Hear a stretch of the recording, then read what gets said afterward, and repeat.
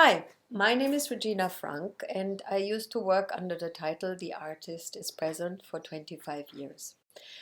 I took it as a gift that this title was used for a retrospective at MoMA because it inspired me to go deeper into the present and become less personal and more about the art that I create.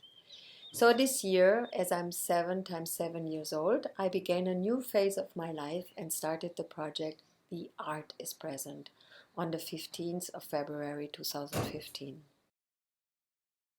I've been very lucky to work in different museums around the world and work with different teams of scientists, textile workers in United States, Taiwan, China, and Europe mainly. Data accumulates everywhere in everything, and precious little of it is understood or recorded. This is by no means simply the X and O's of the internet, though it is that too.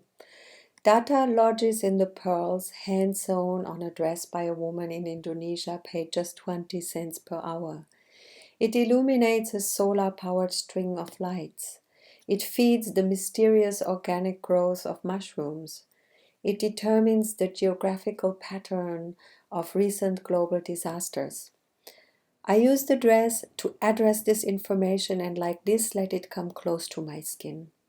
I use immense circular dresses as a canvas to address the issue at hand and let it spread out around my sculptural torso.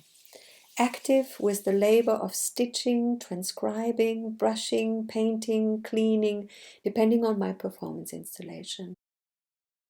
In many of my projects, I use three perspectives: the detailed view that corresponds with our experience of life, the detached overview from above, and the intellectual view that is represented in written statements. I use the dress as a canvas, the dress to address the issue, to let it come close to my skin and to touch me. The dress is a vehicle for me to communicate, but also to wear the issue on my body. The transformation from text into textile, sand to silicone, poetry to pearls was a theme in the glass bead game for the cultural program of Olympic Games in Atlanta. The transformation of sunlight into artificial light was a theme for the solar bench and solar dresses.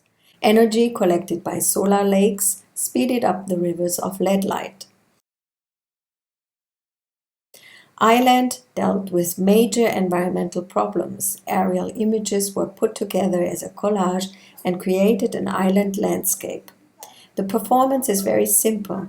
I sit and move so slow in reality that you only can understand what kind of movement I'm making when you see a time-lapse movie later. The slow movement is the idea what happens in the environment. We don't really see what is happening unless we speed up the progress of desertification, for example. You don't really know the effects of your actions unless you speed up and you see the whole picture.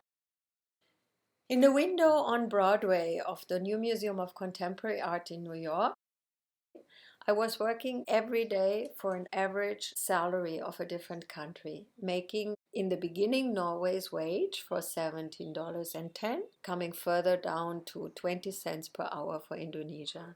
28 days, 28 different countries. My average hourly wage was based on the International Apparel Federation data, and it also was published in the Dow Jones stock market. My work's goal is to make data touch you, a sort of information processing in today's onslaught of data in the internet and on television. I try to create work that makes data visible, tangible, and like that, it's a vehicle of communication and discussion and it touches you. You think of it in a different way. My goal is to make dresses that are vehicles of communication and incentives for vibrant discussions and dialogue. None of this data is unknown or inaccessible, but amid the escalating onslaught of political, ethical, geological, geographical, and climatological information that comprises our universe, it becomes increasingly difficult to remember just how real and present are its effects. My goal is to make this data visible, tangible, and thus to touch us and inspire us to rethink, restart, and reinitialize. With the artist present, my aim is to provide a special experience and invite interaction, discussion, and interdisciplinary exchange with people from all backgrounds. I'd like to present information with beauty, bridge technology and handiwork, as well as science and art. To create art that inspires the viewer to realize, to rethink, and to reconsider current human and environmental issues. To create art as a reminder of the artist within us and the changes we can make, each one of us. Thank you.